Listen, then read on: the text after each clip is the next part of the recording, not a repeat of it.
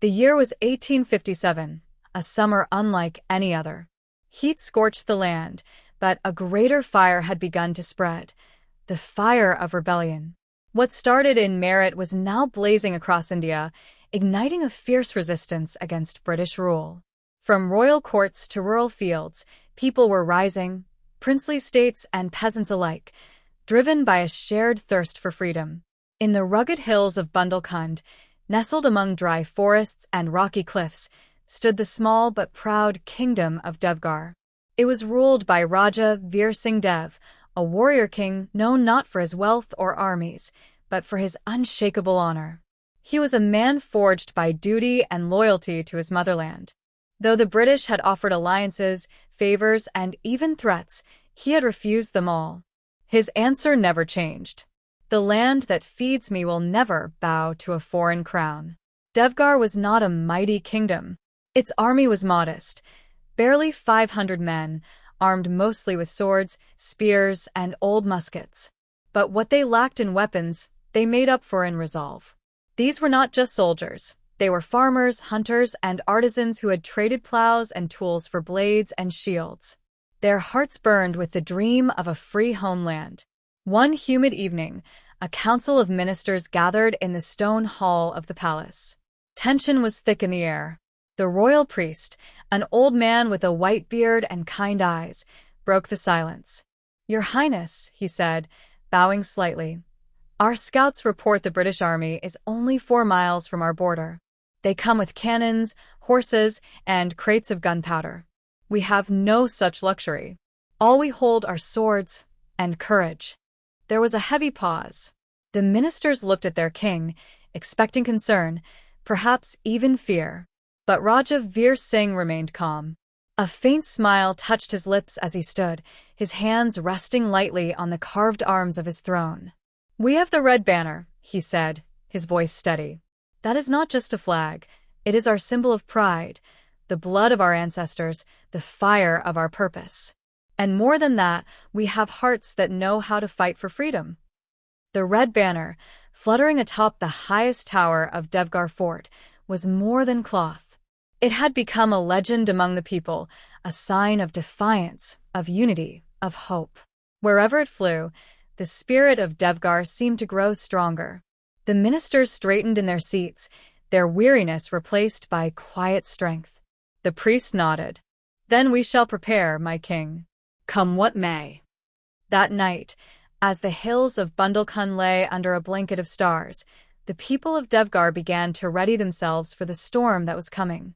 Women gathered food and made bandages. Blacksmiths worked through the night to sharpen blades. Children whispered stories of heroes who had once protected their land. And at the heart of it all stood Veer Singh, tall, silent, watchful. A man who had chosen honor over safety, defiance over surrender. The enemy was near, but Devgar's spirit was already in battle. The sun hung low over the hills of Devgar, casting long golden shadows across the palace courtyard. It was a quiet afternoon, until the gates creaked open and a lone horseman, covered in dust and sweat, galloped into the fort.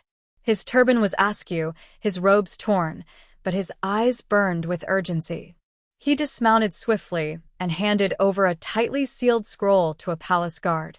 Moments later, the scroll reached Raja Veer Singh Dev, who opened it carefully. The royal court fell silent as the Raja read the message aloud. It was from Rani Lakshmibai, the warrior queen of Jhansi, one of the most fearless leaders of the 1857 uprising. To Raja Veer Singh Dev of Devgar.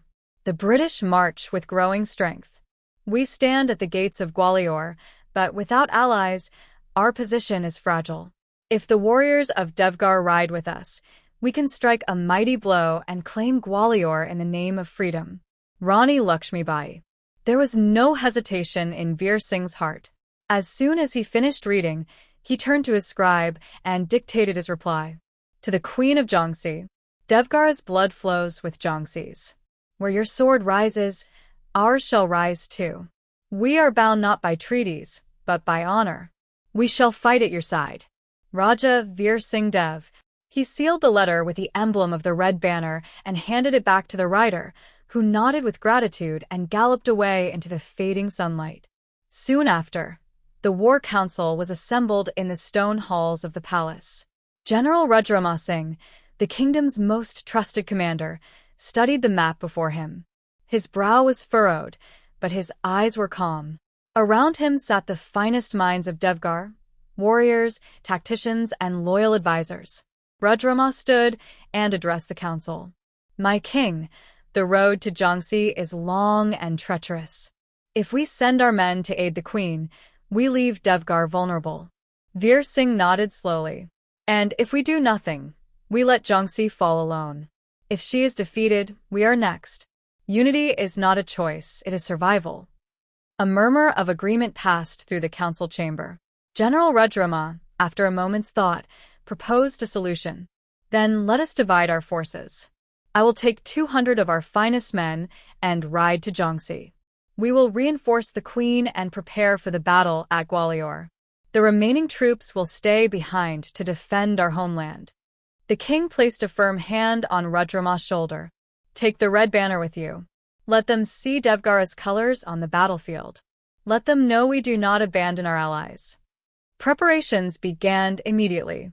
Blacksmiths worked around the clock to sharpen blades and repair armor.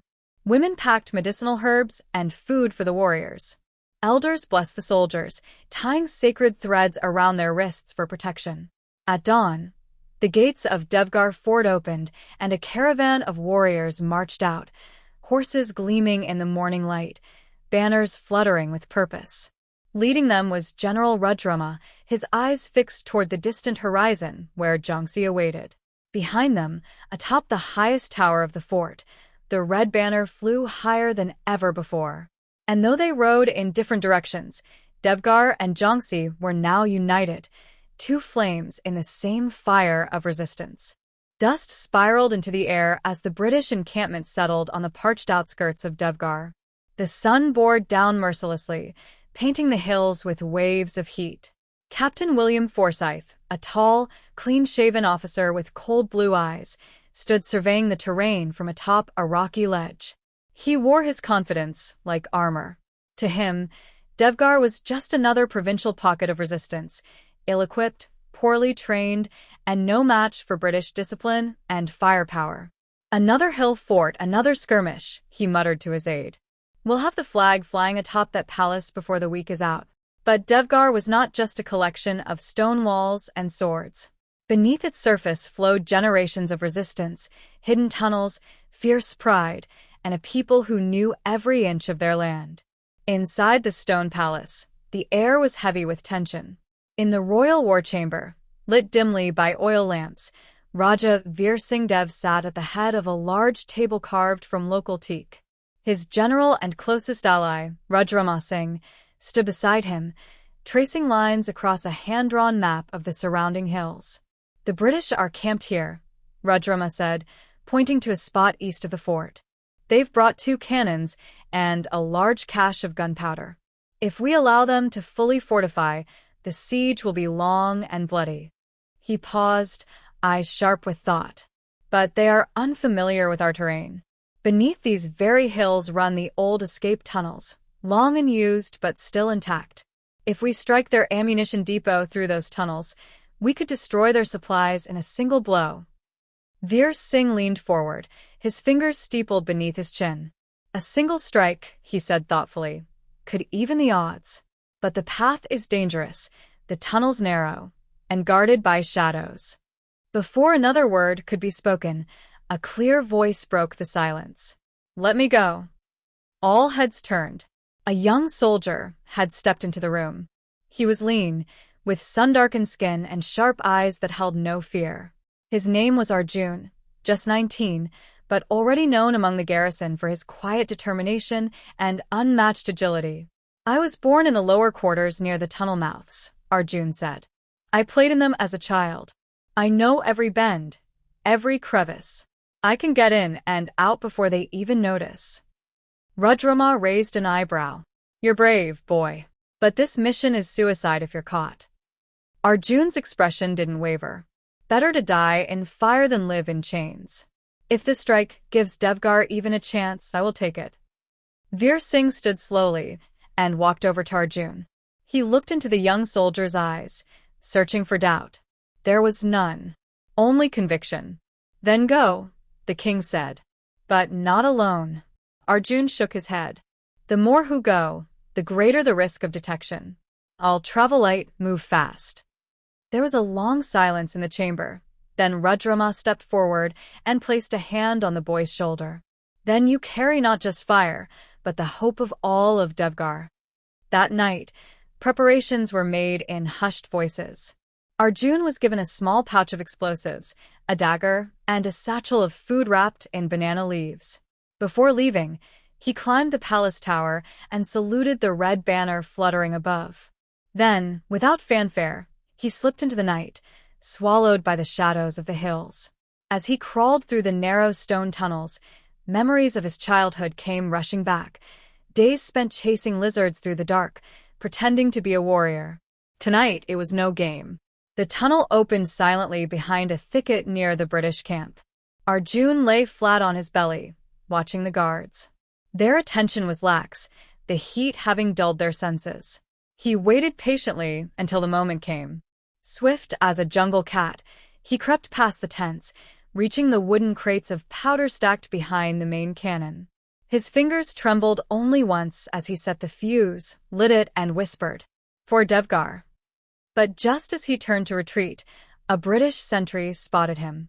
"Hey! Stop!" came the shout, followed by the crack of a rifle. A bullet struck Arjun's leg, but he didn't fall. Instead, with the last of his strength, he hurled his torch back toward the stacked gunpowder. The explosion that followed split the night sky like thunder. Fire and debris rained down as chaos erupted in the British camp. Far above, back in the fort, Raja Veer Singh saw the distant glow and closed his eyes. "The fire has been lit," he whispered. Arjun was never seen again. But from that night onward, the soldiers of Devgar fought with a new fury for the boy who crawled through darkness to bring down thunder. Under the cover of night, Arjun slipped through the tunnel, a torch in one hand and a satchel of explosives in the other. When he reached the British supply tents, he lit the fuse, but a guard spotted him. Gunfire rang out. Arjun, bleeding and gasping, hurled the torch toward the gunpowder. "Bharat Mata Ki Jai," he shouted, and a thunderous explosion lit up the night sky. The British lost nearly all their ammunition. Arjun's body was later found charred, but a blood-stained scrap of red cloth was clutched in his hand. Word of Arjun's heroic sacrifice spread swiftly across Devgar and beyond. By morning, it had become more than just a tale. It was a rallying cry. Whispers turned to songs, and those songs became battle chants sung by warriors, blacksmiths, and even children. At dawn, with the early light washing the hills in gold, Raja Veer Singh climbed the highest tower of the fort. The stone beneath his boots was still warm from the explosion that had lit the night sky hours ago. He held the red banner in his hands, its edges frayed, its color darkened from dust and war, but its meaning stronger than ever. With steady hands, he raised the flag and hoisted it high above the fort. As it caught the morning wind, it unfurled like fire in the sky. The banner did not just represent Devgar anymore, it had become the soul of resistance. Soldiers looked up and saluted, villagers fell silent, and women in the courtyards whispered prayers. From that moment, they no longer fought for a crown or kingdom, they fought for Arjun, for the spirit of defiance he had ignited with his life. With their morale at an all-time high, the Devgar army shifted tactics. They could not match the British in open combat, but the land was their ally. Veer Singh and General Rudrama turned to guerrilla warfare. Small, agile units were dispatched into the forests and hills surrounding the British camp. They struck like lightning, swift, unpredictable, and precise. At night, they raided British supply lines, setting fire to food carts and sabotaging gunpowder wagons. In the narrow ravines, they ambushed patrols and vanished into the trees before the British could regroup. They planted false trails and set traps in the gorges. British messengers often disappeared without a trace. The hills themselves seemed to fight for Devgar. Captain William Forsyth, now weary and increasingly anxious, watched his carefully laid plans unravel day by day. His face, once arrogant and composed, grew tight with stress. "They are few," he muttered one night in frustration, "but they strike like a storm and vanish like mist." His officers were no help. The terrain was unfamiliar, the local guides unreliable, and the enemy invisible. British losses, though not massive, were demoralizing. Morale in the camp dipped, and whispers of a curse on the land began to circulate. Desperation forced Forsyth to turn to unsavory means. Word soon reached him of a man named Raghunath, once a high-ranking commander in Devgara's army. He had been banished years ago for corruption and betrayal, stripped of his title and exiled beyond the hills. Bitter, disgraced, and hungry for revenge, Raghunath was easy prey for Forsyth's promises of gold and power. In a secluded tent on the edge of the British camp, Raghunath unrolled an old parchment map of Devgar. "There is a hidden tunnel," he said with a crooked smile. "It runs beneath the outer wall of the fort, just behind the old stables.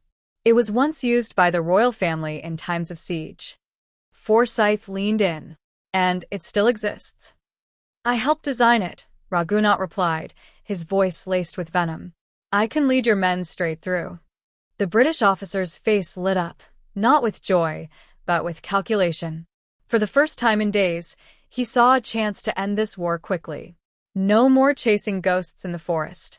If they could breach the fort from within, they could crush the rebellion in one swift, decisive blow.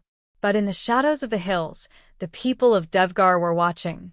The red banner still flew high, and the spirit of Arjun still burned in every heart. Something was coming. But Devgar was not done fighting. Though Devgar had fallen, its spirit had not. The soldiers who survived regrouped with Rani Lakshmibai's forces near Jhansi. With Devgara's aid, the Queen captured Gwalior for a brief time and dealt heavy losses to the British. Arjun's story spread from village to village, sung by bards and whispered by rebels. Veer Singh became a martyr. Queen Gauri Devi, though gone, became a legend. The British flew their flag atop Devgar fort, but they could not bring themselves to remove the red banner Arjun had died to raise. Epilogue. The red banner was not just a piece of cloth. It was a promise to fight, to fall, and to rise again. It did not wave in the wind. It beat in every rebel heart.